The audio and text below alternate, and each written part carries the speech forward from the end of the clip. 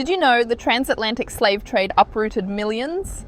But who were the ones capturing and selling these victims? It was a triangular system. Europeans traded goods for enslaved people in Africa, shipped them to the Americas, and returned with commodities like sugar and cotton.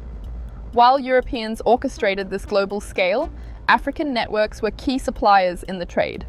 Today, we'll explore the sellers without excusing any party involved. The trade began in the 15th century, when Portugal became the first European nation to engage significantly, purchasing Africans enslaved in tribal wars. European nations like the British, French, Dutch, and Spanish relied on coastal forts and partnerships with African elites to capture enslaved people.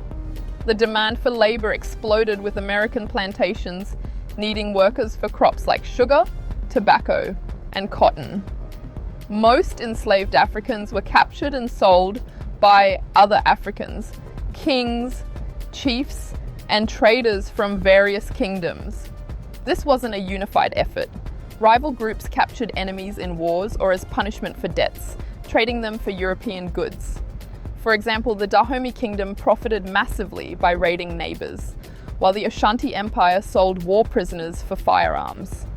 Coastal traders in regions like Senegal and Angola formed networks, marching captives to ports like Elmina or Gorée Island. Estimates suggest over 90% of captives were supplied this way, adapting pre-existing African slavery to meet European demand. Visuals like maps of kingdoms and trade routes will help illustrate this complex history. Europeans created and fueled the demand, financing the system and transporting victims across the ocean. Portugal started by buying war captives, but nations like Britain and the Dutch scaled it up significantly. They armed African sellers, trading guns for people and fomenting wars to ensure a steady supply of captives. Some raids were even led by Europeans or mixed-race intermediaries who facilitated trades. The Middle Passage was horrific, with overcrowded ships causing millions of deaths from disease and abuse. Most enslaved people went to Brazil and the Caribbean, not the US, which saw about 400,000 captives. For quick facts, Dahomey sold hundreds of thousands, while Angola was the largest source with around 5.8 million captives. This trade wasn't unique.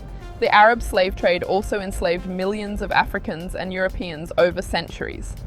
Slavery was a global evil, not confined to one race or region, with the Ottoman Empire trading millions into the late 1800s. In summary, African elites sold captives to European buyers in a profit-driven system that devastated Africa and built American wealth. The trade ended through abolition efforts, but its legacy left economic disruption in Africa and racism in the Americas. I encourage you to research this further through resources like the Voyagers database or books on the transatlantic slave trade. Understanding this history is crucial to combat modern exploitation and ensure it never happens again. I hope that this FactSphere point brings clarification.